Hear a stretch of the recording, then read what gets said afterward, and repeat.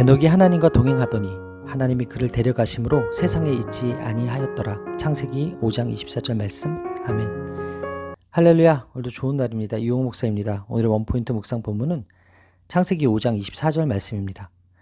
셋의 자손은 장수하면서 생육하고 번성해 땅에 충만하게 되었습니다. 하지만 죄의 결과로 에녹을 제외하고는 모두 죽었습니다. 가장 오래 살았던 무두셀라도 하나님께는 하루와 다름없는 1000년을 넘기지 못했습니다. 에녹에게는 죽음이 없습니다. 죄의 결과로 죽을 것이라는 하나님 말씀은 그대로 이루어졌습니다. 셋의 자손이 아무리 장수했다고 해도 에녹을 제외하고는 모두 죽음을 피할 수 없었습니다. 죽음은 죄의 결과입니다. 죄가 하나님과 인간을 분리시켰습니다. 그분의 절정이며 상징이 죽음입니다. 그런데 하나님은 365년밖에 살지 않은 에녹에게 죽음의 개념을 적용하지 않으셨습니다. 그가 하나님과 동행했기 때문입니다. 성경은 에녹이 홍수 이전에 하나님과 동행하였던 두 사람 중 한 사람이라고 말합니다. 에녹은 육체적 죽음을 경험하지 않고 이 세상을 떠난 성경의 두 인물 중 한 사람이었습니다.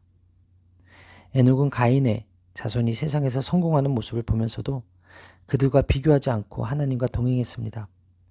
동행이라는 말은 하나님의 은총으로 귀결되는 교제와 순종에 대한 성경적인 표현입니다. 이를 직역하면 에녹은 그 하나님과 함께 스스로 걸어갔다가 됩니다. 이 표현이 노아에게도 사용됩니다. 이것은 다른 사람들과 구별되는 에녹의 독특함을 보여줍니다. 그것은 하나님과 함께라는 표현에서 볼 수 있듯 연합을 의미합니다. 에녹은 300년을 하나님과 함께 걸어가면서 친밀한 교제를 누렸던 것입니다. 이는 4장에서 본 것처럼 죄가 확대되어 가는 상황 가운데 에녹이 살았다는 점에서 의미 있는 사건이 됩니다. 그러한 동행은 이스라엘과 교회에도 요구되었습니다. 그렇게 육신의 정욕과 이생의 자랑을 물리치며 살다 보니 하나님은 그에게 죽음을 경험하지 않게 하시고 남들보다 일찍 천국으로 데려가셨습니다.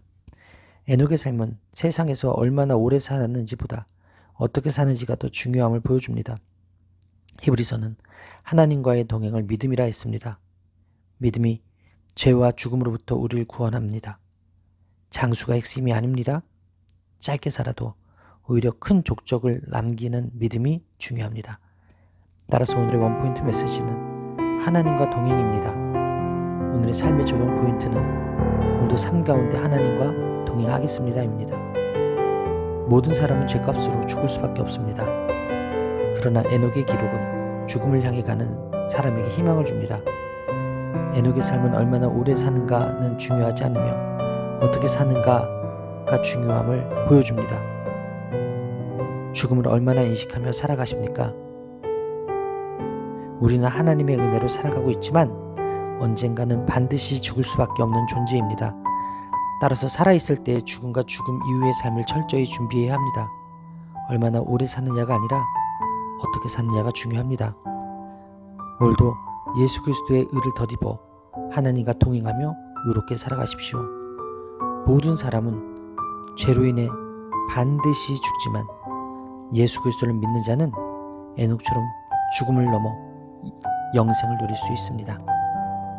기도하시겠습니다. 오늘도 저와 동행하시기 원하시는 하나님을 찬양합니다. 제 육신과 죄악을 가지치게 함으로 하나님과 동행하는 삶을 살게 인도하여 주옵소서. 힘든 일상 속에서도 주의 이름을 부름으로 참된 위로와 쉼을 얻게 하여 주옵소서. 오늘도 에녹처럼 하나님과 동행함으로 죽음 이후의 삶을 잘 준비하는 저의 삶이 되게 하여 주옵소서.